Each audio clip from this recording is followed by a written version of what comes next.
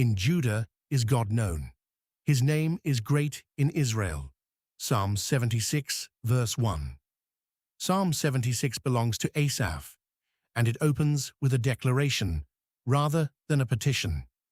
After the lament of Psalm 74 and the measured warnings of Psalm 75, Asaph now speaks from the far side of God's judgment.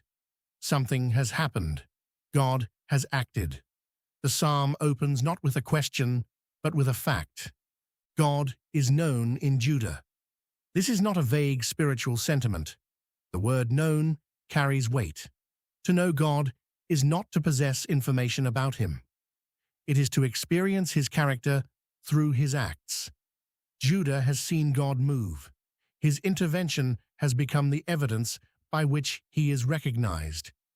The nation does not know God because they reasoned their way to Him.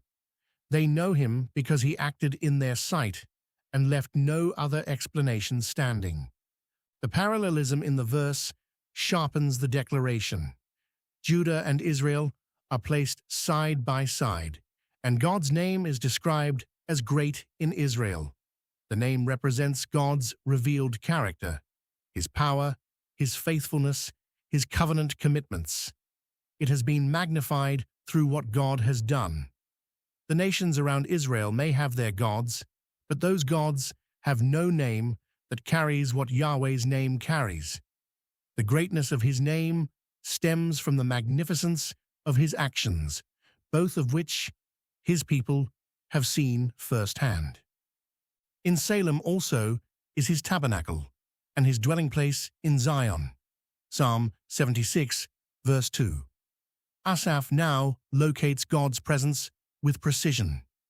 The tabernacle is God's dwelling, the place where He set His name among His people.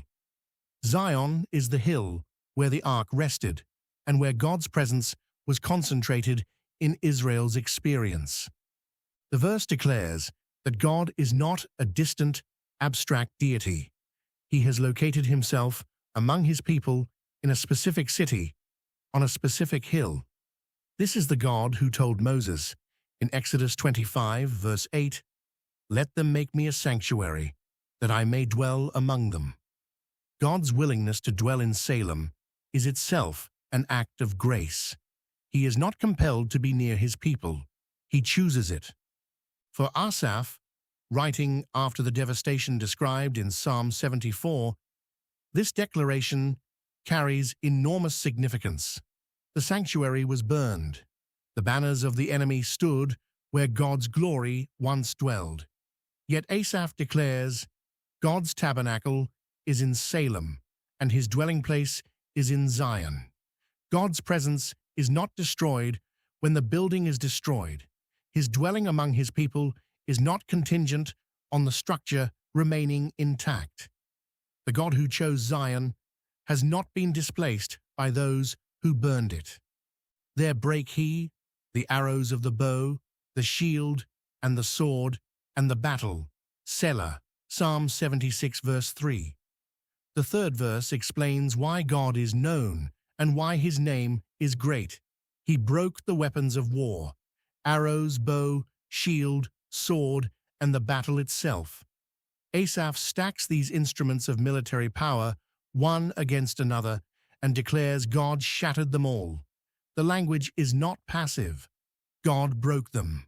He acted with force against the weapons brought against His people and His city. The location matters. There points back to Salem and Zion from verse 2. God's actions are most potent in the very places where He lives. His presence and His power are not separated. Where God dwells, He also defends. The enemy who marches against Zion marches against the dwelling place of the God who breaks bows and swords in His hands. This is the God Asaph declares is known in Judah. Not a passive observer of Israel's suffering, but the one who enters the battle and breaks it apart.